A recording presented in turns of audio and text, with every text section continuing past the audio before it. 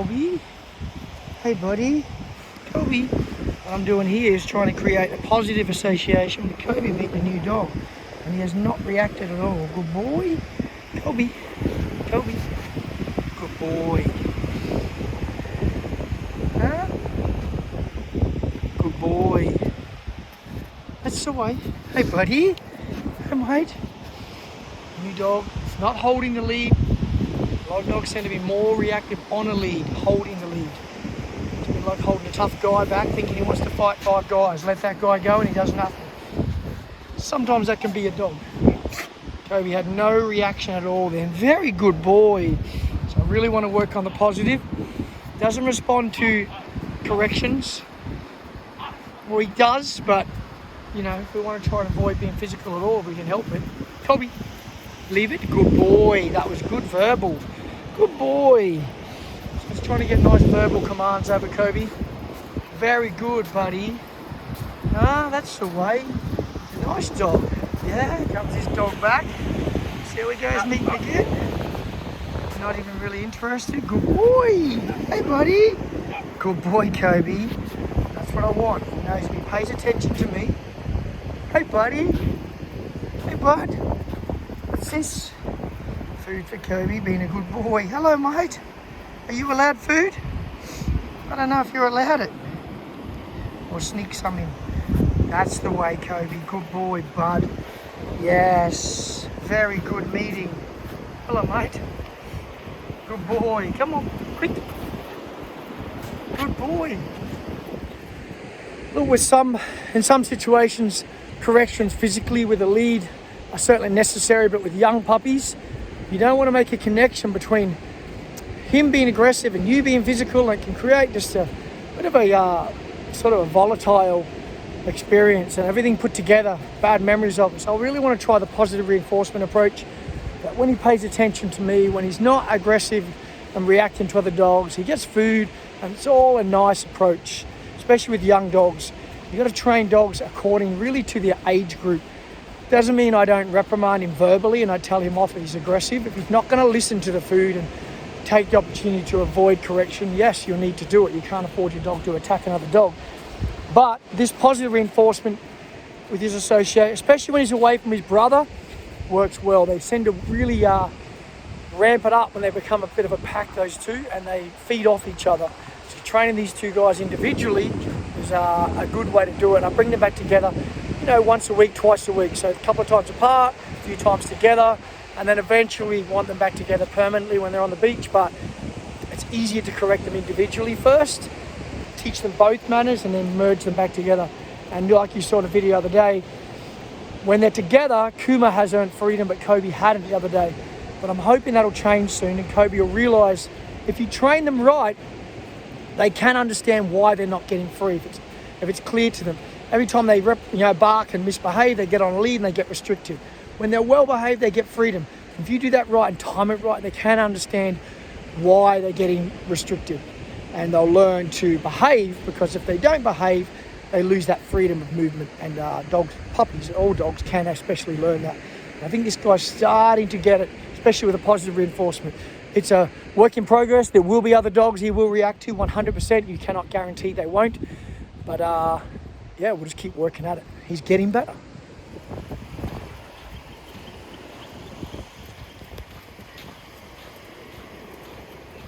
Don't forget your real world training, your real world obedience training.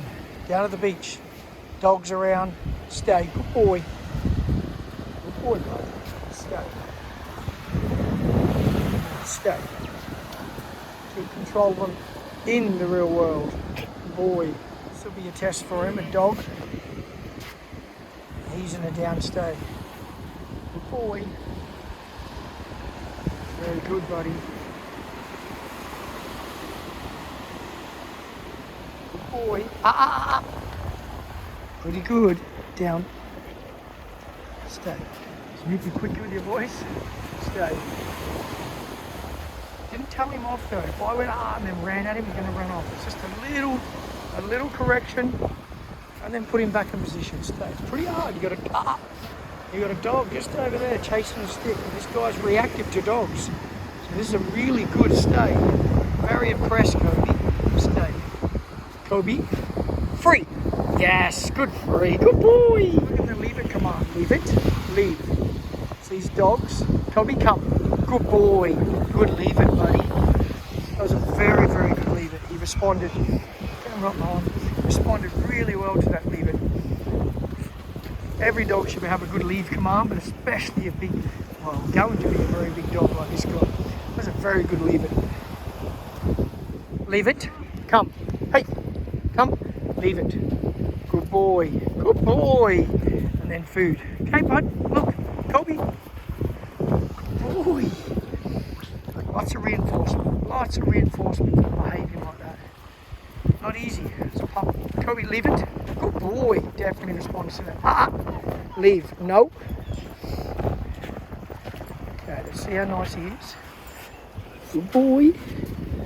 Puppy. Good boy. Leave it. Good boy. I want positive association, Kobe. Good boy. Lots of food. Come, buddy. Good boy. That was excellent. Good boy.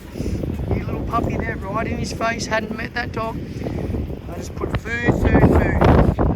Just associate positive with meeting new dogs. Every time you meet a new dog like that, you get food, buddy. That's a pretty good deal, I reckon. It's a pretty good deal. And we ended on that note. What you don't want to do is when you have a successful meeting, sort of push it too far. End it on a good note with all training with your dogs. But when you have a good session like that with him and he doesn't respond to any other dogs, he's not reactive, don't push it and just go, let's just do one more dog. End it on a good note. And that was four dogs, perfectly successful. Not a growl, not a grumble, not one thing at all. I'm very happy with that session. It was amazing. Got to go and get his brother now. So we've got the brother now, Kuma. What I was saying about the positive reinforcement, it works great, but it doesn't work all the time. And often it doesn't work in what I always call real world situations. The desire to chase the dog, bite, bark, chase, whatever it is, will override the food desire. So often it fails. Today it worked, tomorrow it might not. So you need to have levels to your training. I would certainly start with a positive reinforcement. Obviously we want to try and make it all positive, be nice, but that approach sometimes doesn't work and you have to do threshold and work from 100 meters back and it's a big process. But so if that doesn't, we need to go down the more of, correcting the dog and making the dog understand it's not acceptable, correcting it within reason. Certainly there's never any cruelty involved, but a puppy also has to realize what's acceptable behavior, and it's okay to use your voice and a little bit of lead work to make it understand that you will not tolerate it acting out. There's a difference between your puppy finding its feet, gaining confidence, and being outright aggressive to other dogs. So understand the line that gets crossed, and when you know that it's too much, that's when you need to correct. Because these puppies, they do need to play. They need to play rough. They're going to grumble and growl and do their thing, and that's a dog being a dog. You can't always get too involved in it, but you have to draw the line somewhere. Also remember that if you have two dogs, getting one to behave particularly well can affect the other, can help it, because dogs do feed off each other 100% as a pack mentality. So one's going to be reactive to other dogs, the other might be as well. If you can get one to behave better, the other can go the other way and it can behave better as well. So work hard. Even if you can only get one dog doing it, work hard with the one, and that could have a really positive effect on your other dog as well. And that's what I'm intending to do with this one. Kuma's a bit easier, and we're hoping that will sort of go across to his brother, although Kobe was amazing today. What has improved a lot on Kuma is his anxiety when he gets put in stays. Remember weeks ago in videos, his ears are back a lot more. His ears are a bit more forward now, so he's a lot more relaxed, if you notice, see that? Wasn't doing that early days. His body language has changed. He's getting more confident. Boy, he still yawns a little bit anxious, but it's pretty good to stay. Just a dog going by. Good boy, stay. Oh, spat the biscuit out. Stay. Good boy. Kuma, free, Kuma. Hey, Kuma, free. Good boy. Go, buddy. That was a good stay, huh? That was a good stay. Yes, bud. That was very good. New dog. Good boy, Kuma. Good boy. Hey. Left-handed throw. Don't laugh.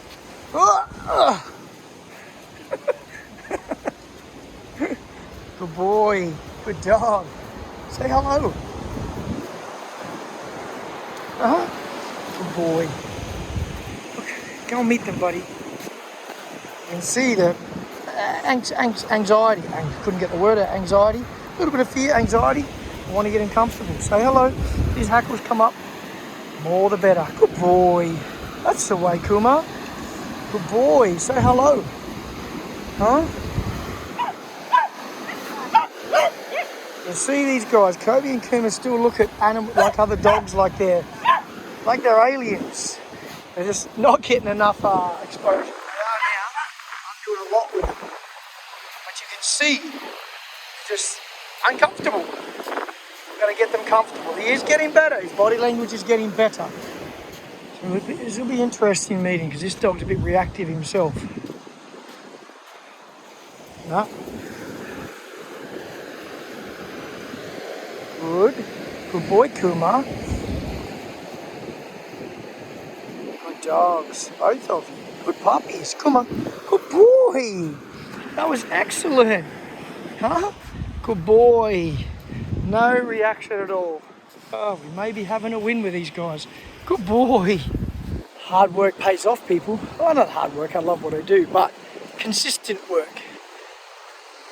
Not all dog problems can be fixed. Some are up in the brain. You can't fix it. You know that. Some dogs just can't be good dogs. They're just wired wrong. But in this case, these can be fixed. I've said it before, I'll say it again, and again.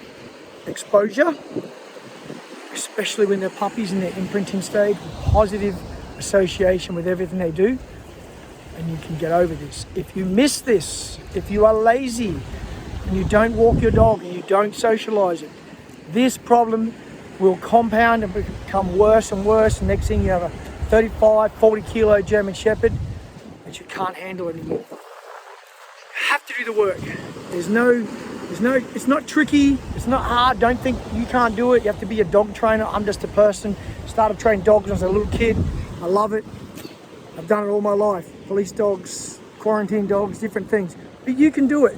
You just gotta be consistent, and you've got to want to sort of fix the problem and help it, and you've got to confront it and work really hard, and you can get through it. A bunch of dogs coming down the beach. This lady, a dog walker, where is it? Up here, there's about 4 dogs coming. They'll probably run up. It might be a little bit much for Kuma, so you might see a little bit of fear-based reactivity. So I'm not going to tell him off for 4 dogs come up to him, but he's got to get used to it. But we'll see how he goes. Here's number 1 dog. 2, 3, 4. There's 4 up there. See how we go. I am expecting some reactivity. It's just so many dogs. Let's go, buddy. Come on. Good boy. Let's go. Let's go. Come on. Good boy. Yes. Just want to keep him sort of focused on the food, focused on me. Don't get overwhelmed. Create a positivity. Sis. Good boy.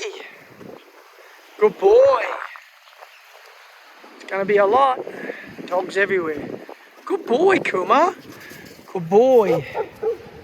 Good boy. Good dog.